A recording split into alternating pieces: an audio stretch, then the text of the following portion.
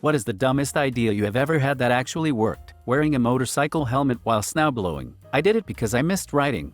It kept my face warm, and when snow would fly back at me, the visor would protect me. When I was younger, I got called into HR because I drew a very detailed picture of a penis. It was really good. The HR meeting happened like a week after I drew it, and my only defense was I don't recall doing that. Do you happen to have the picture? It might jog my memory. They didn't have it, of course, because I had it. And because I didn't confess, they couldn't do shit. Investigation results inconclusive. Have a nice day. Our power was out due to a storm. I had a camp stove to use for boiling water to make a coffee pour through, but I couldn't use my electric grinder for the coffee beans. I tried fashioning a mortar and pestle, but it was taking too long. So, I put the coffee beans in a couple of Ziploc bags, placed the bag right behind a car tire, then ran over it back and forth a couple of times to crush the beans. Worked like a charm. Put Jesus in his Wi-Fi password in church. It worked. I forgot to bring a resume to a job interview, but I had an index card in my bag. I cut the index card in half and wrote my name, my contact info, and creative problem solver in my best handwriting, and gave a copy of my business card to both the interviewers. I got the job.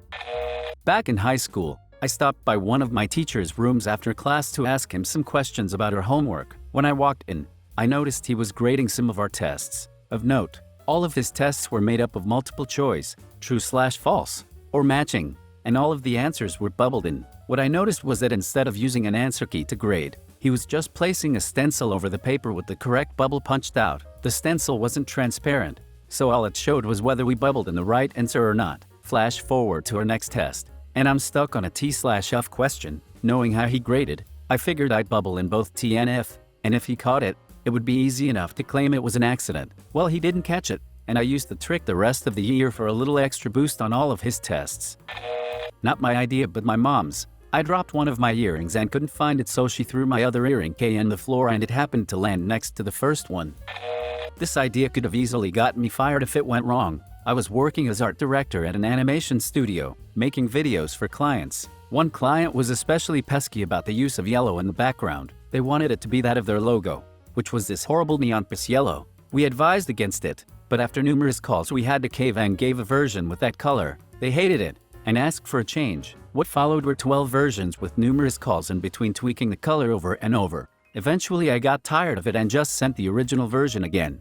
I didn't even bother to rename the file. The client said, "This looks exactly the way I wanted. Thank you." How that ever went right, I still have no idea. Bet my husband I could fix the dent in the car with a plunger. It worked. Edit. It is clear I should have used a massive suction dildo instead. Today I learned. Real estate told me I had to have the carpets professionally cleaned. Wasn't in the contract, or I'd lose my $800 bond. I did some research and found out I could become an accredited carpet cleaner, as there are no official licensing boards in my state. So, I did what any sane person would do. I paid the $85, did the online course, and got my certificate. Registered a business name, ABN, etc., all free. Handed the property management a copy of my accreditation and an invoice for services. I became a professional carpet cleaner and launched the vacate cleaning business that is still going 6 months later. Edit to add. I did clean the carpets. They claimed I didn't and required a professional cleaner's invoice as proof, so I gave them the proof. I did not charge the real estate agency. It was a copy of the invoice they claimed to require. I do professional housekeeping and cleaning for vacating a property. At the end of lease tenure, you get maximum bond back. I help people who are being unfairly treated by their property management and advise them on what steps to take in regards to cleaning, repairs, etc. With the return of the bond and some smart shopping, I was able to purchase my own equipment to continue the job. I then claimed those costs back on tax. I wrote this and fell asleep, so waking up to a bunch of silvers and a gold is pretty damn cool. See, thank you Reddit and your love for spite. When I was young and broke, I bought a sofa from a used furniture store. I had no way to take the sofa home. I went to a used car lot a couple of blocks away and took a truck for a test drive. I'm stuck on a cliff, but if I jump at a really sharp angle at that gravel field, I could just slide down there and be fine, just like in TV. Every time I think about this, I am amazed I'm not either flattened by a rock or impact against something. Childhood really is just the tutorial level sometimes. A friend and I once snuck 15 people into a warped tour by giving them some bracelets from a party supply store and clipboards full of paper. Walked up to the side gate and said we were with Rock the Vote. The security guard waved us right in. Got a really long drill bit stuck in a piece of thick wood. Butcher's block. I tried everything I could think of to yank it out. My solution that ended up working for me was attaching the drill bit to a chain, put the chain on my truck, and have a piece of wood kind of stuck between two branches of a tree. I drove off slowly and it popped right out. Edit, to the many wondering on how I hooked up the bit to the chain. The drill bit was a long spade drill bit. The end sticking out of the block was long enough that I could bend into a little hook, attached the chain to the hook, bent the hook in a little further, and ta-da! It was now another link in the chain. In college, I was taking a class that required me to purchase an online textbook and workbook that was registered under your name, basically ensuring that each student would have to buy a new online copy each semester instead of buying used textbooks. I had a friend who took this class a semester before me, so we came up with the idea to message customer service and explain that I had recently gotten married, so my last name had changed, and I legally changed my first name from my friend's first name to my first name, and I would need them to change it in their system. It totally worked, and the rep even congratulated me on my marriage. On 4th of July, I was in Brooklyn, a neighborhood not too far from my own. Was having a hell of a time catching a cab when suddenly an ice cream truck pulled up. My apartment was right next to an ice cream truck depot. I knew any truck in the area was parking there, so I asked for a ride in what little Spanglish I knew. They obliged. Free ride home plus ice cream cone. Big win. Awkward ride. Bobcat tire blew during a job. Had another tire, but no jack. Positioned the Bobcat behind the dump truck. Bobcat then tries to lift the ass end of the dump truck. Dump truck hella heavy. Bobcat lifted itself instead. Tire changed and back to work.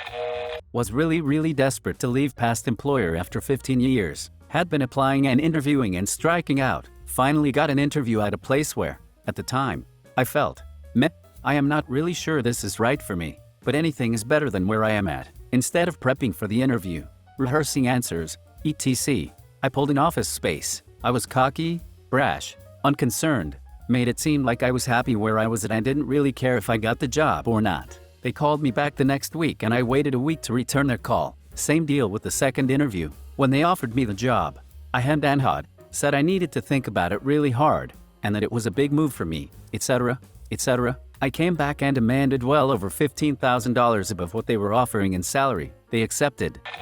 We had a noise-irritating rooster weather vane, loud enough to keep people awake on windy nights, despite having been lubed, so I filled a hole the rooster rotates in with Crisco, even though people said it was a dumb idea and wouldn't work. Never had to lube it again because the Crisco didn't break down like other lubes.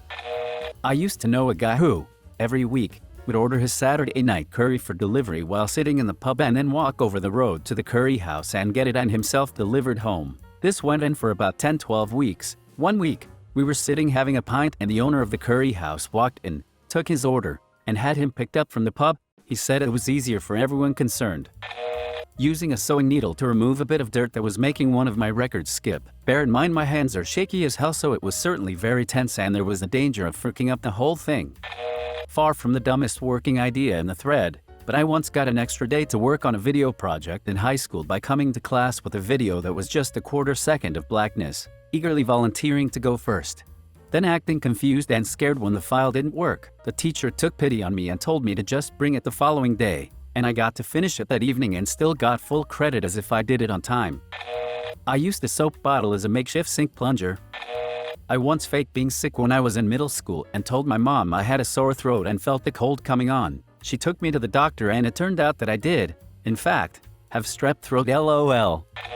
I hated my math teacher and she was making us do a project on patterns even though we were in 7th grade, so my pattern was a series of increasingly longer sideways penises. She didn't even notice and I got an A. Hit the router slap. Thanks. One time I sent a letter to a local address by putting the return address as the address I wanted it to go to, not putting postage, and dropping it off in a public mailbox. Went to them returned to sender due to insufficient postage. I am a poor student living in Germany. Students are required by law to have health insurance. The university will expel you if you don't have health insurance. The lowest rate I could get was about €189, $208 a month. I usually don't even spend that much on food. There was just no way that I could pay such a high rate. I wrote my insurer countless letters and emails explaining how there was no way that I could pay €189. They refused to lower my rate, explaining how they are just following the law. They even informed my university that I had failed to pay health insurance. The university then threatened me to exmatriculate me. In my desperation, I wrote the German Ministry of Health. I explained myself and asked them to talk to my insurer. A week later, I received a letter from my insurer informing me that they had cut my rate to a mere €89 a month and that this reduction was applicable to all month prior. My rate is about to go up again, but this time I should be able to manage.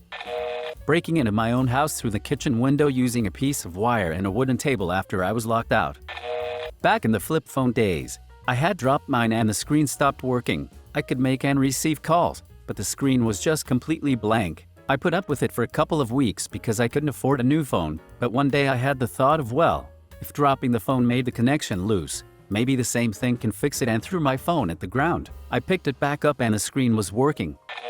When I was brand new to the army, we were training with another unit and we had to defend the urban combat area, Mount Site, from an incoming force. We were only allowed a few hours to prepare. One guy suggested that we set up trip wires too, at least slow them down. The doors are all painted bright blue, and all anyone had was my package of black 550 cord, paracord, that could easily be seen. Setting this up, we thought there was no way they would miss it. I was wrong. Instead of checking the door, like they were supposed to, the opposing force simply tried to rush through. I almost couldn't return fire due to the fact I was laughing so hard. I even put a piece, just below knee level, in the doorway to the room I was in. I turned around when I heard people falling over each other. I looked and almost the entire squad was crawling on top of each other trying to get up. I put my weapon on burst and emptied the magazine, then fumbled with my last one as I started to laugh even harder than before. After I blindly fired down the hallway, I just leaned against the wall and the entire group and myself just looked at the scene and started laughing. Then their platoon leader came running in and tripped over the same cord.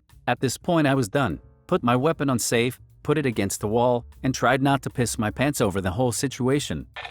It probably wouldn't work in this day and age, but back when I was young I was tired of retail and wanted an office job. I just lied my ass off and pulled a total George Costanza what with friends coached to answer their phones as a business and such. Got hired as an admin assistant and been steadily moving up since. In university I was late on an assignment that was supposed to be in my TA's Dropbox by noon that day. I didn't manage to get there until almost 3, so I was sure he had already emptied it. Now, the drop boxes were literal boxes in cubbies with a slot on the front and a lock on them that prevented them from being pulled out. The rock holding them was just a basic metal frame with about 5 rows of boxes. My TA's box was somewhere in the middle of the shelf. So I figured, I'm late anyways, why not take a chance? And slip my assignment into the box below my TA's box. I got my assignment handed back a few weeks later than everyone else, and it had a note from another TA scribbled on it that said, "Looks like this fell into my box by mistake." I got full marks on the assignment.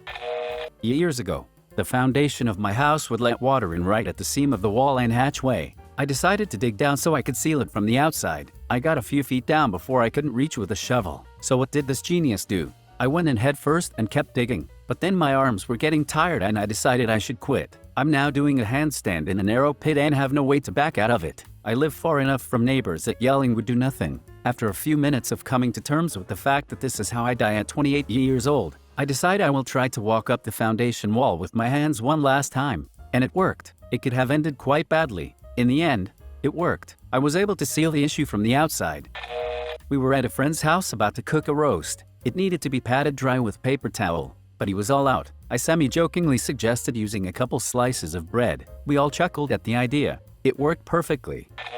I stuck my neck out for an ex-con on house arrest at my job. He interviewed well, but his availability was horrible between the ankle bracelet and meeting with his PO, drug treatment program, etc. My GM said no and I said I'm doing it anyway. The first night he worked there, I found myself in a bind. He was the only person scheduled in the kitchen from 8-10 p, and I had no one who knew the kitchen besides myself, because their store had a wicked virus traveling around. I told him, "Look, dude, we're pretty fricked back here, and I'm going to try to keep my cool, but I can't promise, and because I'm the only manager on duty, I might have to run to the front/drive-through." Well, this guy mastered production in about an hour. He was faster than my GM on the grills and fryers, and his attitude was so good. I waited on nothing and he even tried to help me make sandwiches and send them out. He also managed to clean up the entire kitchen. He eventually moved to maintenance and fixed all the crap the previous guy ignored in a day. Then he moved to service for more hours when the hour restrictions came off and was great with the Karens. My GM got over the ankle bracelet,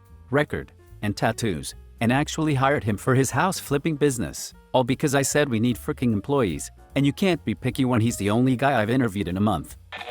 If I stop showing coworkers how to use Excel, I'll get to do all the easy Excel stuff while simultaneously being patted on the back for doing the hard stuff on the team no one else could. Basically, unless you want to be super upper management and give your life to your work, play clueless. Don't let them know you could simplify a report that takes several days into literally minutes. SHHHHHHHHH. Someone else will take tech credit and then you'd have more to do. In college, my buddy and I took an investing class, and for one of the projects we had a month to invest fake dollars into the stock market and see which team would have the most money after a month. It was spring semester, so we put all of our fake money into Heinz, thinking there would be a spike in ketchup and mustard sales as the weather got warmer. The next day, Berkshire Hathaway purchased the entire Heinz company and the professor accused us of insider trading. We had no idea what we were doing. At college, was at a friend's house on the other side of town. Was very late and the buses had stopped, so my only way home was to call a cab. This was before Uber. I was also really hungry, so, because I only had about $10, my choice was either get some takeout and walk for an hour to get home at night, or call a cab and go hungry. Then eureka! I went into the Chinese takeout place and asked for a delivery to my home address and asked for a ride home. They protested at first, but I explained that me hitching a ride was no extra cost for them. They agreed and I got a free ride home and a Chinese takeout.